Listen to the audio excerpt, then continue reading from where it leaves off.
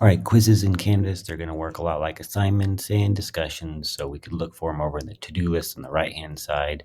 Let's see if I can find one. There's a new quiz and a sandbox quiz. We could also find our quizzes in modules like everything else. We're looking for the rocket ship icon. So there I've got 2 quizzes there I could take. And they will also show up in assignments. So if you have the assignments tool, you could find your 2 rocket ships. There's my quizzes.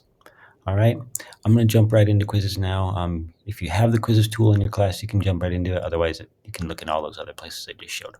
So now I'm going to jump into this quiz, and I'm going to show you kind of the basic features of taking a quiz that you might not know about so that you have a better time. So when you first click on it, it's going to give you some basic information, some instructions. If it's got a time limit, it'll give you the time limit. It'll also show you the due date. So just really quick, let you know what you're about to get yourself into before you start, and then you got to click begin. So do I really want to start this quiz right now? Yes or no? Click begin to start. All right, so the quiz has started. At the top, I have my time limit. Not all quizzes will have a time limit. Some of the teachers just set them up to have whatever time you need, you get. This one is set for a 15-minute time limit. It's counting down right now at the top, and when I scroll down, it's always going to be present, so I can always see the time that's going, so I don't have to scroll back up to see the time.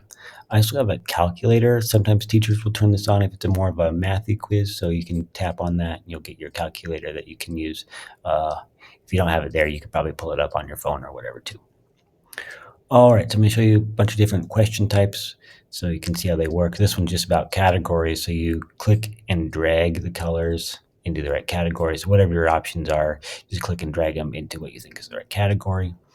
You might be asked to upload files, so then you're tapping on the box there. It's going to have you dig around on your computer and find the file that matches the question. It'll upload it there. Here's a good old matching question. Options on the left, match to the thing on the right, and then you got to click from the drop-down menu what fits. That's not right. All right, order. So this is going to ask me to put things in the right order, and then again, I'm clicking and dragging and putting things in what I think is the right order. Okay. Here's what we call a hotspot question.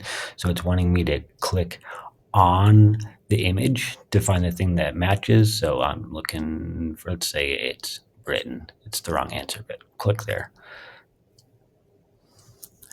All right. Here's a multiple answer question. It's worth 1 point. So multiple answers are different from multiple choice. In multiple answers, you could have multiple things that are correct.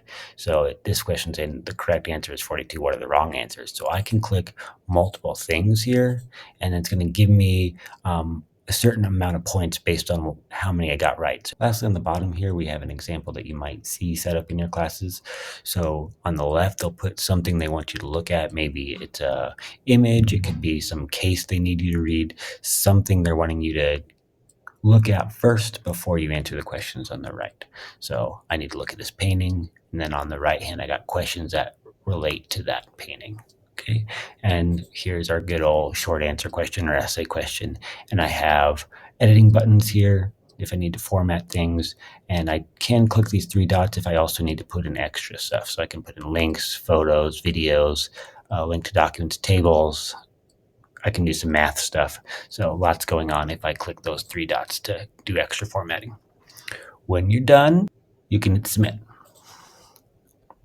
So it will tell me that I didn't answer some question. This is a good feature. So if I was scrolling through there too fast and I skipped a question accidentally, it will warn you that you skipped something accidentally. So I could say cancel here and go back to those questions and fix it.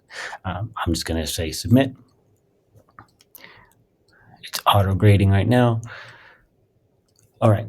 So another thing your teachers can set up is whether you get the feedback right away or at some point or even at all. Some teachers will just say you never get to know what the correct answers are or how you did. You just find out according to your grade. I set this one up to show me my feedback right away after the test. So that's one option the teachers might use, not guaranteed. All right, so scrolling down, it tells me I got 1.25 points out of 8 points, and it took me 3 minutes and 36 seconds to do it. You can see all the stuff I got wrong right away. And again, this is just on these settings. The teacher might not let you see this amount of information after a test.